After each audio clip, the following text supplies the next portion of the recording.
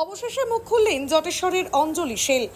Foreigners ট্রাইব্যুনালের notice নিয়ে ধোঁয়াশা। আসামের ফরেনার্স ট্রাইব্যুনালের নোটিশ নিয়ে চলমান জল্পনার অবসান ঘটিয়ে অবশেষে সংবাদ মাধ্যমের সামনে এলেন জটেশ্বর এলাকার গৃহবধূ অঞ্জলি শীল। তার নামে নোটিশ আসার খবর সংবাদ মাধ্যমে প্রকাশিত হওয়ার পর থেকে এলাকায় চাঞ্চল্য সৃষ্টি হয়েছিল, কিন্তু অঞ্জলি শীল আজ স্পষ্ট জানিয়ে দিলেন এখনো পর্যন্ত তিনি নিজে কোনো নোটিশ হাতে পাননি। অঞ্জলি দেবী জানান, আলিপুরের এক সংবাদ মাধ্যমের প্রতিনিধির কাছ থেকে তিনি প্রথম এই বিষয়ে জানতে পারেন। আসাম সরকার কিভাবে তার নামে নোটিশ পাঠাতে পারে তা তিনি কিছুতেই বুঝে উঠতে পারছেন না। প্রায় 25 বছর আগে বিবাহ সূত্রে আবদ্ধ হয়ে অঞ্জলি শীল তার স্বামী সন্তান নিয়ে ফালাকাটার জটেশ্বর এলাকায় সুখের সংসার করছেন। এই আকস্মিক খবরে তিনি যে হতবাক তা তার কথাতেই স্পষ্ট। পুরো বিষয়টি নিয়ে একটি গভীর ধোঁয়াশা সৃষ্টি হয়েছে, যা খতিয়ে দেখার দাবি উঠেছে স্থানীয় মহলে। অঞ্জলি শীল এই বিষয়ে বিস্তারিতভাবে কি জানালেন শুনুন। নাম অঞ্জলি শীল।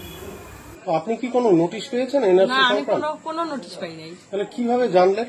আমি জানলাম কালকে আমাকে আলিপুর থেকে ফোন করছে, মিডিয়া থেকে, তখন আমি শুনতে পারলাম। কি মনে হচ্ছে এটা? কি মানে কিরকম মনে হচ্ছে যে এতদিন ধরে আপনি তো বলছেন? আমি এটা নিয়ে আমি কিছু বুঝতেই পারলাম না যে কিসের জন্য এটা হইলো। আপনার বাড়ি কোথায় এমনিতে? আমার বাবার বাড়ি আসাম। আসামের কোথায়?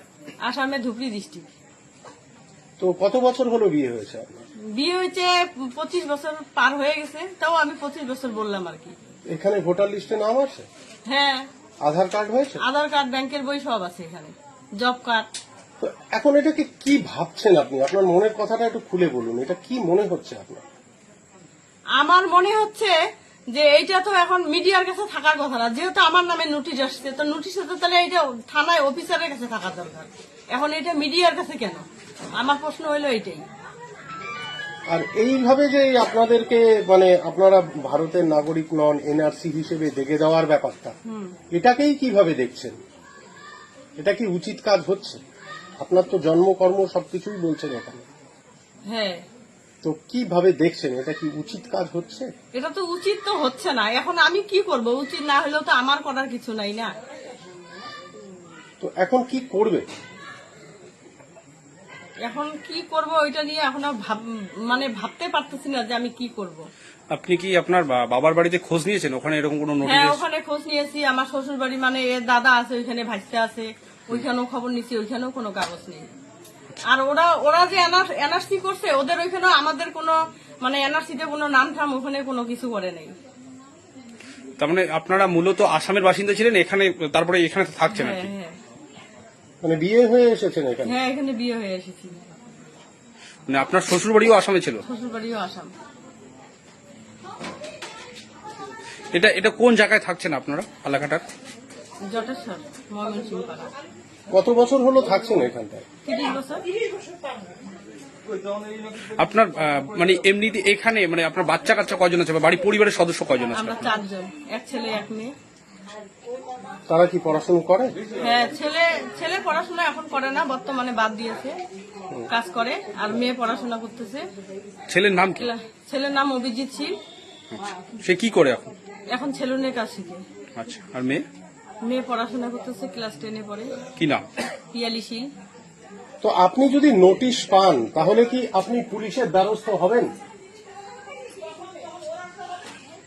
কি করবেন? নোটিশ পাইলে, নোটিশটা যদি আমার কাছে আসে, তো এখন যদি আমাকে আসামে যায়, ওখানে যেখানে আমাকে মানে মিউচুয়াল করতে হবে, আমার সেখানেই যাইতে হবে। প্রমাণপত্র দেবেন সবকিছু? হ্যাঁ, প্রমাণপত্র তো আমার বাবার বাড়ি থেকেই তো প্রমাণপত্রটা লাগবে না, তো সেখান থেকেই আমি দিব। আসামের প্রমাণপত্র তো আর আমার বেঙ্গলে নেই। ট্যাক্সমেট অ্যান্ড জিএসটি সুবিধা কেন্দ্র এখন আপনার শহর দিনহাটায়। বিগত 7 বছর যাবৎ সুনামের সাথে কাজ করে আসছে ট্যাক্সমেট। আমাদের এখানে যে পরিষেবাগুলি পাচ্ছেন তা হলো GST registration, GST return, TDS ও TCS return, company registration, society school club registration ও বাৎসরিক return, ISO certification, trademark registration, import export licence, income tax return ও অডিট, ব্যাংক লোন প্রজেক্ট ও ব্যাংক লোনের জন্য CMA data, Udyam registration, professional tax সহ আরো বিভিন্ন ট্যাক্স এবং আপনার ব্যবসা সংক্রান্ত পরিষেবা। তাই যে কোনো কাজের জন্য শীঘ্রই যোগাযোগ করুন আমাদের সাথে। আমাদের ঠিকানা ট্যাক্সমেট দিনহাটা, আস্থা নার্সিং হোমের পাশে, জলের ট্যাঙ্কের বিপরীতে। যোগাযোগ নম্বর 8250435393।